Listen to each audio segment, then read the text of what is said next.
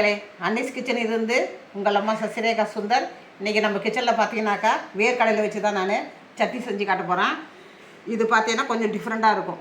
வேர்க்கடலை மட்டும் வச்சு செய்யலை. நான் என்னென்ன பொருள் வச்சுருக்கேன்னு பார்க்கலாம் வாங்க. 4 டேபிள் ஸ்பூன் அளவுக்கு வறுத்த வேர்க்கடலை எடுத்து வச்சுருக்கேன்.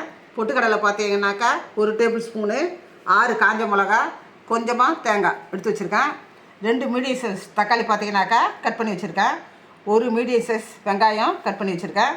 2 பூண்டு பல், கொஞ்சமாக இஞ்சி, கொஞ்சமாக புளி, தேவையான அளவுக்கு உப்பு, கொஞ்சமாக பார்த்தீங்கன்னாக்கா வெல்லம் வந்து ஆப்ஷனல் தான். உங்களுக்கு தேவைப்பட்டால் போடுங்க, இல்லைன்னா விட்ருங்க. இப்போ நான் இதை எப்படி செய்கிறேன்னு பார்க்கலாம் வாங்க. அடுப்பத்தை வச்சாச்சு.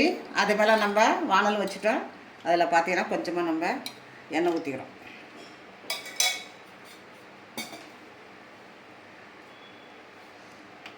எண்ணெய் காஞ்சிடுத்து. இப்போ நம்ம வெங்காயத்தை ஆட் பண்ணிக்கலாம்.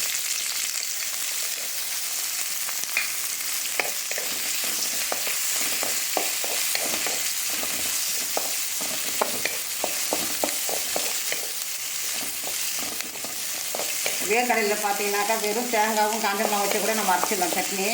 ஆனால் அந்தளவுக்கு கொஞ்சம் சுவை வராது. பார்த்தீங்கன்னாக்கா இது டேஸ்ட்டு, அதே சமயம் ஆரோக்கியம். நம்ம எல்லா பொருளும் இதில் சேர்க்கறதால கொஞ்சம் ஆரோக்கியமும் கூடுதலாக கிடைக்கும் நமக்கு.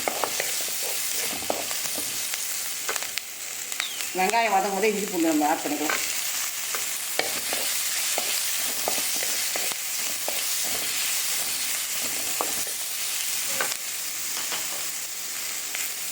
இப்போ நம்ம காஞ்ச மிளகா ஆட் பண்ணிக்கலாம்.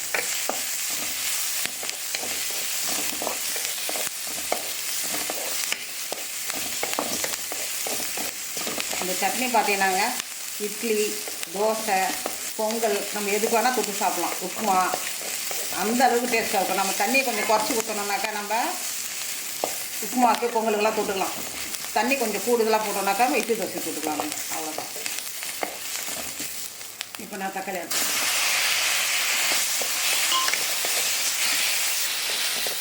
வெங்காய தக்காளிலாம் பார்த்தீங்கன்னா வதக்கிட்டோம். இது கூட பார்த்தீங்கன்னா தேங்காய் ஆட் பண்ணிக்கலாம்.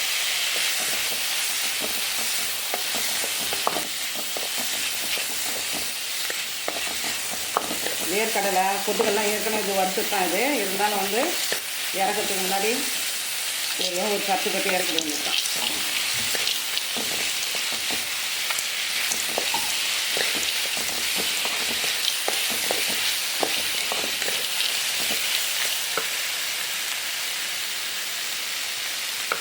இந்த புளி, உப்பு, வெல்லம் பார்த்திங்கன்னா எல்லாத்தையும் ஒன்றா போட்டு சும்மா ஒரு கிண்டு அவ்வளோதான். இப்போ நான் கேஸ் ஆஃப் பண்ணுறது தான். நல்லா ஆற வச்சு நம்ம மிக்ஸி ஜாரில் போட வேண்டியது தான். வெங்காயம் தக்காளிலாம் பார்த்திங்கன்னா நல்லா ஆறிடுது. இப்போ மிக்ஸி ஜாரில் போட்டுக்கலாம். போட்டுக்கிட்டு நான் அரைச்சி எடுத்து வந்துடுறேன். சட்னி அரைச்சிட்டோம். இப்போ நம்ம ஒரு பாத்திரத்துக்கு மாற்றிடலாம். பொங்கல், உப்புமா அதெல்லாம் செய்யும்போது தான் இவ்வளோ கட்டியாக இருக்கணும். பார்த்திங்கன்னா அந்த சட்னி நம்ம இட்லிக்கு தொட்டுக்கும் போது, தோசைக்கெல்லாம் தொட்டுக்கும் போது பார்த்திங்கன்னா கொஞ்சம் தண்ணி சேர்த்துக்க வேண்டியதான். நான் மிக்ஸி ஜாரை நல்லா கழுவி ஊற்றிக்கிறேன். அதில் தண்ணி நல்லா தாராளமாக ஊற்றி கழுவி ஊற்றிக்கிறேன். நீங்கள் இந்த நேரத்தில் உப்புலாம் சரியாகுதான்னு பார்த்து உப்பு ஆட் பண்ணி வேண்டாம். பத்தலைனாக்கா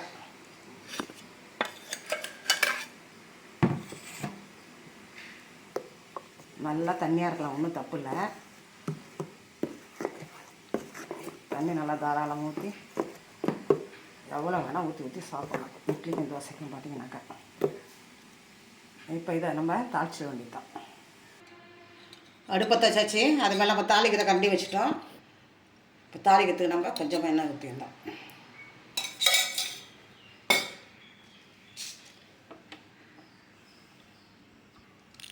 கடுகு ஒரு 1/2 டீஸ்பூன் போட்டுக்கலாம். பார்த்திங்கன்னா ஒரு 1/4 டீஸ்பூன். கொஞ்சமாக பெருங்காயத்தூள் போட்டாச்சு. அதில் இப்போ கடுகு தூள் பொரிஞ்சதும் கருவேப்பிலை போட வேண்டியது தான். இப்போ கருவேப்பிலை போடுங்க.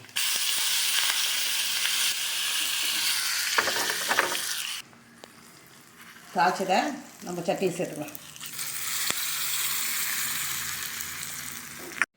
நம்ம அன்னிஸ் கிச்சனில் பார்த்தீங்கன்னா இன்றைக்கி வேர்க்கடலையும் கொஞ்சமாக பொட்டுக்கடலை, வெங்காயம் தக்காளிலாம் வச்சு சூப்பராக ஒரு சட்னி ரெடி பண்ணிட்டோம். அதுக்கு பார்த்தீங்கன்னா மெயின் டிஷ்ஷாக இட்லி செஞ்சு வச்சுருக்கேன்.